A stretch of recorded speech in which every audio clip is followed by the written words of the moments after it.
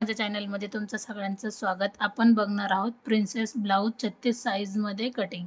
तर व्हिडिओ पूर्ण बघा आणि व्हिडिओ आवडला तर नक्की लाईक, शेअर, सबस्क्राईब करायला अजिबात विसरू नका. तर सगळ्यात अगोदर आपण टाकणार आहोत ती उंची आणि अगोदर बघणार आहोत तो म्हणजे ब्लाउज पीस.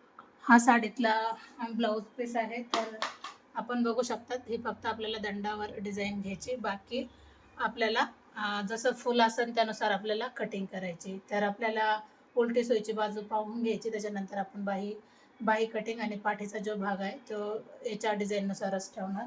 तर सगळ्यात अगोदर आपण उंची टाकू. कस्टमरची उंची आहे 13 इंच, तर आपण 14 इंचावर एक मार्किंग करू. भरपूर सारे ब्लाऊज साईज तीच तीच असते, फक्त कस्टमर वेगवेगळे असतात. मी सगळं काम कस्टमरच्या कामावर दाखवते, तर व्हिडिओ पूर्ण पहा. जसं थंबनेलमध्ये तुम्ही फिटिंग पाहिली त्यानुसारच कस्टमरच्या अंगावर पण फिटिंग बसली. जसं की उंची आहे 13 इंच, तर आपण घेतली 14 इंचावर एक मार्किंग करायची. 36 साईज आहे, तर आपण 36 साईजला 5.5 इंच शोल्डर टाकू. तेच 5.5 आपण परत एकदा खाली घेऊया. एक सरळ लाईन आपण घ्यायची. 5.5 नंतर आपण 5.5च मोंडा घेऊ. 36चा चौथा भाग येतो 9 इंच. 9 वर आपण एक मार्किंग केली. त्याच्यानंतर आपण 2 इंचावर एक शिलाई मार्जिन. आता 11 इंच पूर्ण माप आले, तर खाली आपण 10.5 वर एक मार्किंग करू.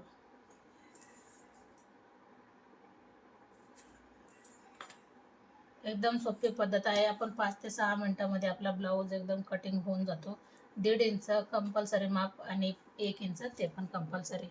आपण सोप्या पद्धतीने ब्लाऊज कटिंग सांगण्याचा प्रयत्न करते. जसं की पाहू शकता खूप कमी वेळामध्ये आपण ब्लाऊज कटिंग करतो. 2.25 इंच गळ्यासाठी घेतले. खाली आपण गळा ब्रॉड जर ठेवायचा असेल तर मी 3 इंच घेतले. गळा तुम्ही तुमच्या आवडीनुसार घेऊ शकता. 9-10 इंचाचा काय असेल ते तुम्ही घेऊ शकता.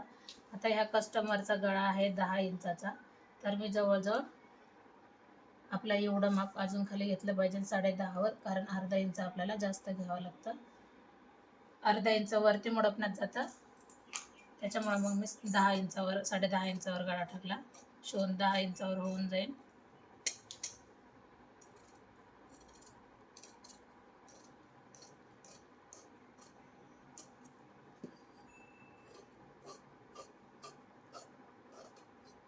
आता हा झाला पाठीचा भाग. आपण फ्रंटसाठी हाच कपडा पलटी करायचा आहे. त्याच्यानंतर हा पाठीचा भाग जसा आहे तसा आपण याच्यावर ठेवून घेऊ आणि आखून घ्यायचं आहे. आपण डायरेक्ट अस्तरवर कटिंग करायचे असेल तर अशा पद्धतीने करत चला, म्हणजे भरपूर आपला टाईम वाचून जातो. एकाच कस्टमरचे जर आपण जास्त ब्लाऊज असन आणि एकसारखे असन तर आपण कित्येक ब्लाऊज एक सोबत कटिंग करू शकतो. जसं की मी काल एक व्हिडिओ अपलोड केलेला, तर एक सोबत 3 ब्लाऊजची कटिंग टाकलेली. आता गळा काढून घेऊ आपण. 2.25 इंच आपण गळा घेतलाय. जवळजवळ 7 इंचावर एक मार्किंग करते. गळा उंची टक्स उंचीसाठी आपण घ्यायचे 10.5 इंचावर पॉईंट. 10 इंचावर होऊन जाईल. 36 साईजला आपण जवळजवळ 3.25 इंच 3.25 इंचावर आपण एक पॉईंट दिला. तोच पॉईंट आपण वरती घेऊ. 2 इंचाचा आपण टक्स घेतलाय. 36 साईजला 2 इंचाचा टक्स घेतलाय. इकडच्या बाजूने 2 इंच आणि इकडच्या बाजूने आपण अर्धा इंच एवढा ठेवलाय, म्हणजे 2.5 इंचाचा हा टक्स होऊन जाईल. अशा पद्धतीने जर ब्लाऊज कटिंग केला तर खूप सुंदर बसतो, किंवा तुम्ही मग डायरेक्ट 2.5 इंचाचा एक साईडने पण देऊ शकता, जसं की इकडच्या बाजूने. आता आपण 2 इंच बाहेरच्या बाजूने घेऊया. तीच लाईन आपण वरपर्यंत कंप्लीट करून घेऊ. अर्धा इंच इकडच्या बाजूने घेतले तर आपण अर्धा इंच बाहेरून जाऊ. नंतर आपल्याला ह्या पॉईंटपर्यंत जोडून घ्यायचं आहे. 1 इंच आपण खाली आलोय. तसंच आपण ह्या पॉइंटला हा पॉइंट जोडून घेऊ आणि ह्या पॉइंटला हा पॉइंट जोडून घेऊ. कमी वेळामध्ये आपण ब्लाऊज कटिंग पाहिली. आता आपण याची पूर्ण कटिंग करू. कटिंग करताना कधी पण आपल्याला बाहेरची बाजू कटिंग करायची, म्हणजे ब्लाऊज एकदम व्यवस्थित कटिंग होऊन जातो.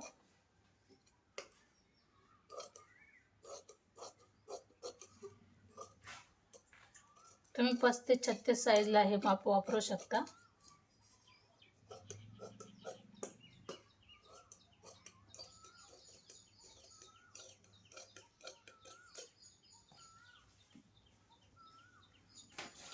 आता याच्यानंतर आपण टक्सची कटिंग करू.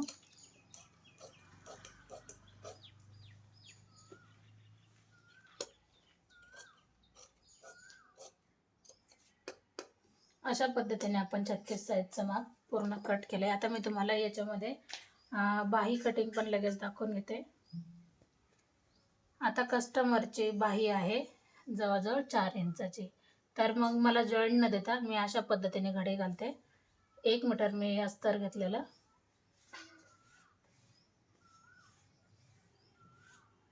आता 4 इंचाची बाही आहे तर आपण 5 इंचाची बाही घेऊ. सगळ्यात अगोदर आपण जी उंची आहे ती उंची टाकून घेऊ.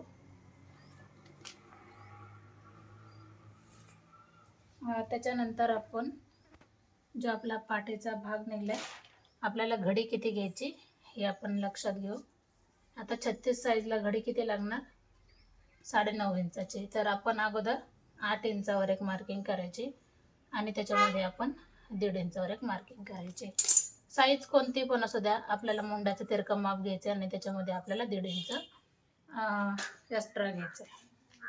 त्याच्यानंतर आपण इथून पण माप घेऊ. 5 इंच कशी लाईन येते थोडीशी वरती गेली. आता इथपासून आपण 3.5 इंचावर एक मार्किंग केली. 3 इंच 3.5 इंच तुम्ही येऊ शकता.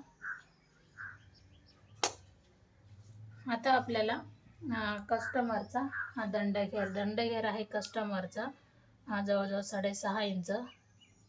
त्याच्यामध्ये 2 इंच आपण शिलाई मार्जिन ठेवू. हे शिलाई मार्किंग इथं लावून घ्यायची आणि इथं. अशा पद्धतीने आपली बाही कटिंग पण एकदम प्रॉपर व्यवस्थित होऊन गेली.